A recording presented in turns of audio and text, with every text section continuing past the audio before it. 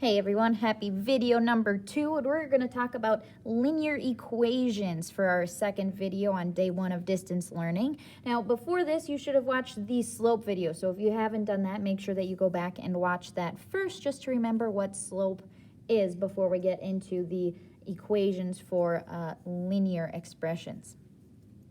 So with that, we want to jump into saying what our different forms are for our linear equations. We have the slope-intercept form and we have the standard form. Now I am just going to do the odd problems out of our examples that we have here, and you can go ahead and do the even numbers if you would like to do those, but I'm just going to do the odds to get us a little bit of practice. So first things first, slope-intercept form. We know that that is y equals mx plus b.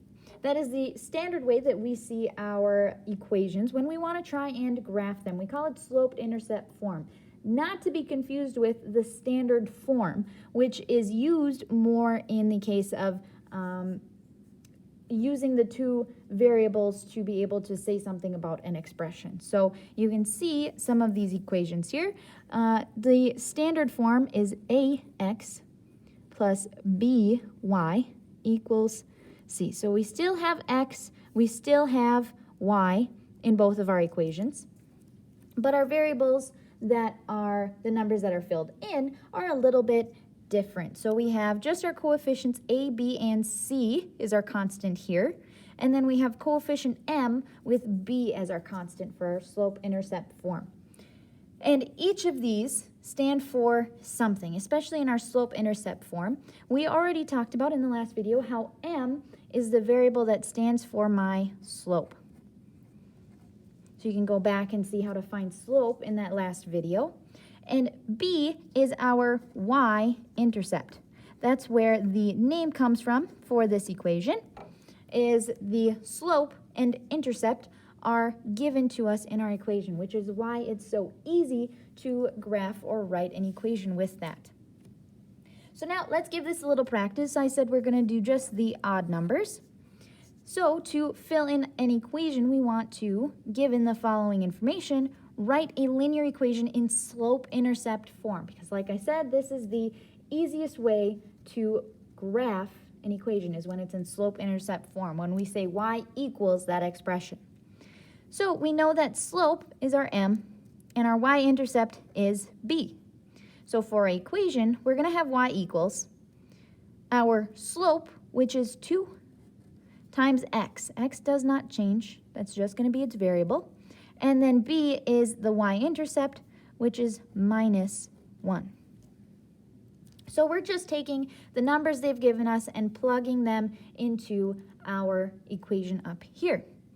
So for the next one, we know slope is m, y-intercept is b.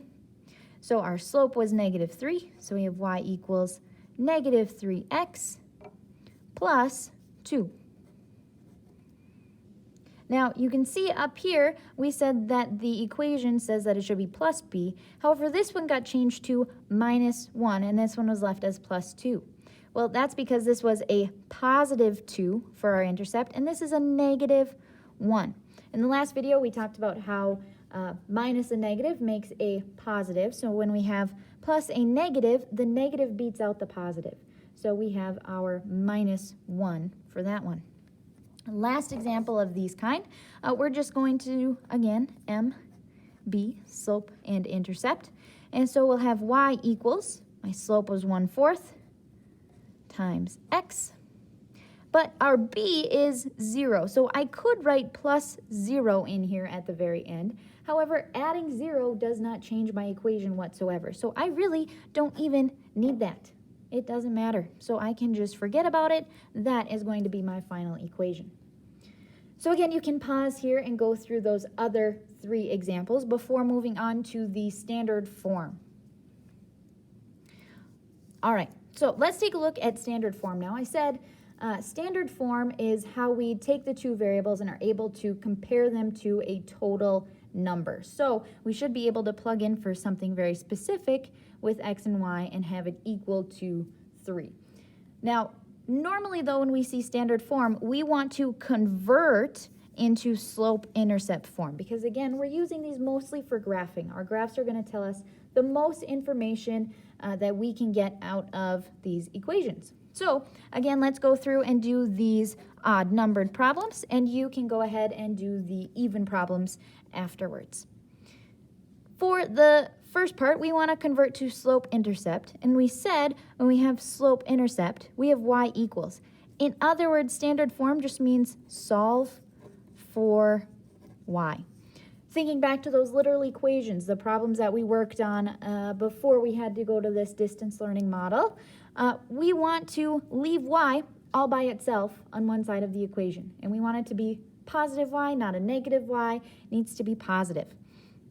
So the only way to get y by itself here, I only need to do one step, minus 2x. What I do to the left side, I have to do to the right side. So we'll have y as the only thing left over here, since those canceled each other out. And when I take 3 minus 2x, I don't really like that order.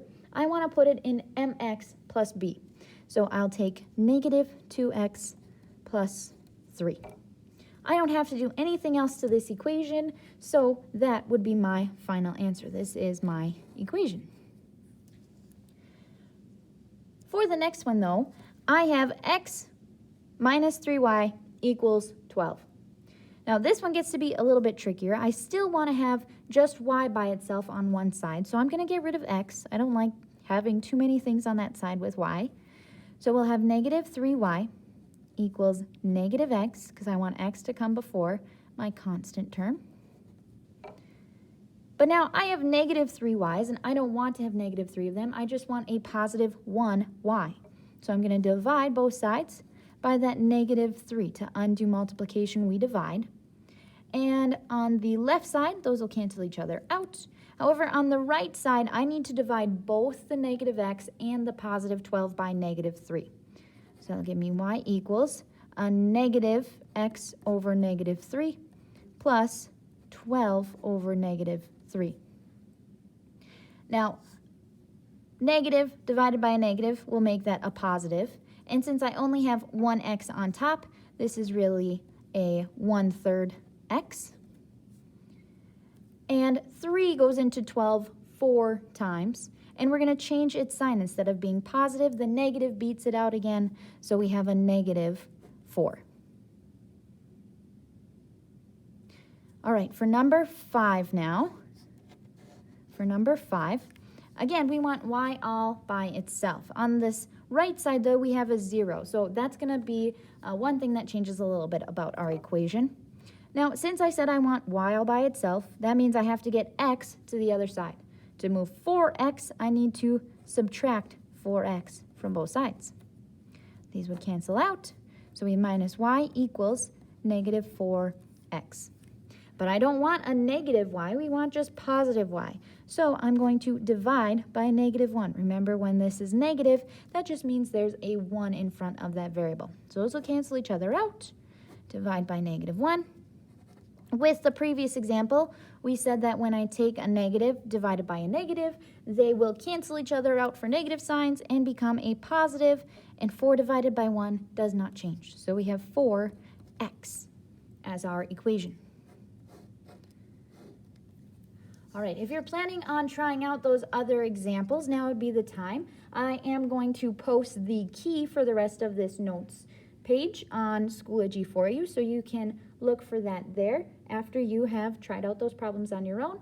Again, there will be a few problems on Delta Math that you can practice doing this with as well. So make sure you hop on there and do those after you've taken your notes.